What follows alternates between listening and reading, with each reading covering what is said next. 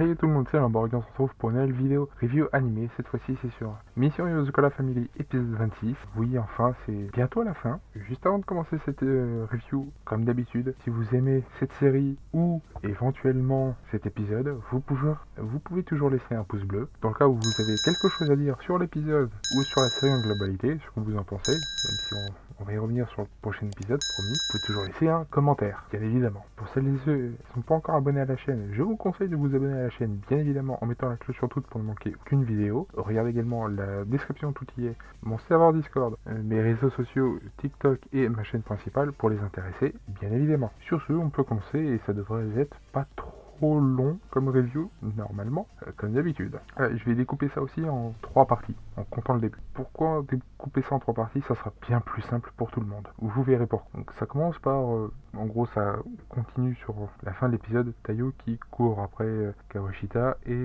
qui réussit à l'arrêter juste avant, qui appuie sur le bouton rouge, le fameux bouton rouge, celui pour tout faire exploser. Ah, voilà. Il réussit à l'arrêter juste avant qu'il appuie. Ça veut pas dire que l'épisode est terminé tout de suite. On voit un flashback. Alors je vais commencer par le long flashback coupé en 2 parties. Je vais mettre ça en une seule partie parce que sinon ça va être très long pour pas grand chose. Alors vous l'avez vu en miniature, cette personne vient de ce flashback. On voit donc Kawashita beaucoup plus jeune et avec pas des cheveux blancs. Et on voit aussi cette fameuse femme où d'ailleurs les couleurs entre Mutsumi et elle sont inversées.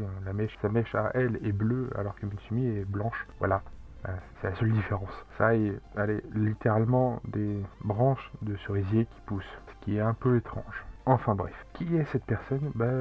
Outre qu'une cobaye qui était d'ailleurs apparemment en prison, autre qu'une cobaye donc de Kawashita, c'est également l'une des chefs de la famille Yosukola. Voilà, non je ne plaisante pas. Et de son statut d'être chef des Yosukola, elle en a marre. Je grossis le trait parce que je vais pas y passer pendant 10 jours, mais en gros elle en a marre d'être, elle en a marre d'être le chef des Yosukola. Et pour éviter de continuer à ça, parce qu'elle en a vraiment marre, avec Kawashita, d'ailleurs à la fin du flashback, de la deuxième partie du flashback, il va se faire tuer, enfin, ce que les soldats vont croire en tout cas, il va faire exploser son labo, où il était avec elle d'ailleurs, puisque la guerre étant terminée, pour éviter que les hauts placés aillent au tribunal, il faut livrer donc cette personne dont j'ai oublié le nom. Alors ça finit par, son nom de famille c'est Yosukola, au cas où, on s'en doute et tout. Mais c'est son prénom que j'ai oublié, je crois que ça commence par un M mais j'en suis pas sûr. Enfin bref, je te dis, c'est la première fois que je la vois. J'ai pas lu jusque-là. Ça fait un moment d'ailleurs que ça doit être le cas. Enfin bref. Donc pour qu'elle soit libre, il fera donc en sorte de la sauver. Réellement, il fera en sorte de la sauver, donc faire exploser tout le labo, tout son labo, pour la libérer et qu'elle soit libre et qu'elle fasse un peu ce qu'elle veut, en fait. Et pour ça, du coup, il va en mourir techniquement, même si c'est pas vraiment le cas, puisque pour voir qu'il veut vraiment voir, c'est-à-dire que les personnes comme elle, avec un pouvoir génétique, qui ont génétiquement évolué, pour qu'ils puissent voir ça, il doit vivre. C'est un peu con, mais c'est un peu con dit comme ça, je sais, mais c'est un peu réel. Elle va donner les pouvoirs des Yosukola à Kawashita. Oui. D'ailleurs, au passage, Tonpopo, en français, c'est pissenlit. Oui. On a tous appris un truc aujourd'hui. Enfin, hier. Enfin bref, vous avez compris. Et c'est globalement la fin du flashback. Donc, pour qu'elle soit libre, il va faire en sorte de la garder auprès d'elle, même si j'imagine qu'elle doit être morte depuis le temps. Quant au reste de l'épisode, c'est le combat Kawashita contre Taiyo. Il va beaucoup galérer, même s'il va réussir à détruire le complexe où il est avec tout le produit, tout l'explosif, etc. Tout ça c'est détruit, ça y est. Le problème c'est que Kawashita, lui, il peut pas mourir en fait.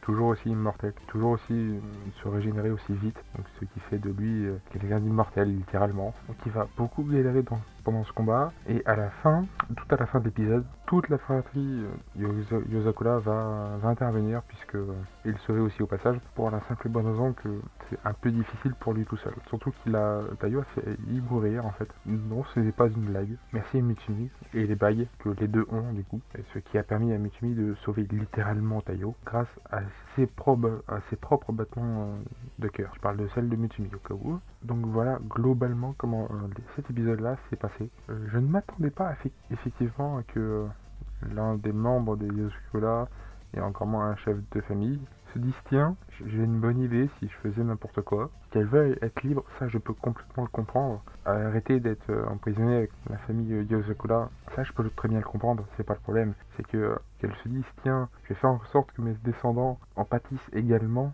ça déjà c'est un point un peu plus problématique dans, dans son plan en fait. Enfin bref, imagine que c'est un détail. Sur ce, je ne vais pas continuer cette review pour rien, ça ne servirait à rien, étant donné que l'épisode se termine avec toute la fratrie qui essaye de l'arrêter. Oui, parce qu'il va se faire exploser puisqu'il a récupéré toutes les failles, il a absorbé toutes les failles. Donc c'est devenu une bombe ambulante en fait. Et donc on verra la fin de ce combat dans le prochain épisode. Est-ce que j'ai hâte? Pas autant que pour cet épisode là, mais je me demande comment ça va finir, oui. Donc sur ce, tout ce que j'ai à rajouter, moi personnellement, si vous avez aimé cet épisode ou cette review, vous pouvez toujours laisser un pouce bleu. Dans le cas où, si vous voulez dire ce que vous avez pensé de cet épisode, vous pouvez toujours laisser un commentaire, bien évidemment. Pour celles et ceux qui ne sont pas encore abonnés à la chaîne, je vous conseille de vous abonner à la chaîne pour ne manquer aucune vidéo en mettant la cloche, surtout pour ne manquer aucune vidéo, là encore, bien évidemment. De regarder aussi la description, tout y est, mon serveur Discord, les réseaux sociaux, TikTok et également ma chaîne principale de gaming pour les intéressés. Sur ce, c'était Limborg, à une prochaine vidéo, à plus tout le monde, bye bye.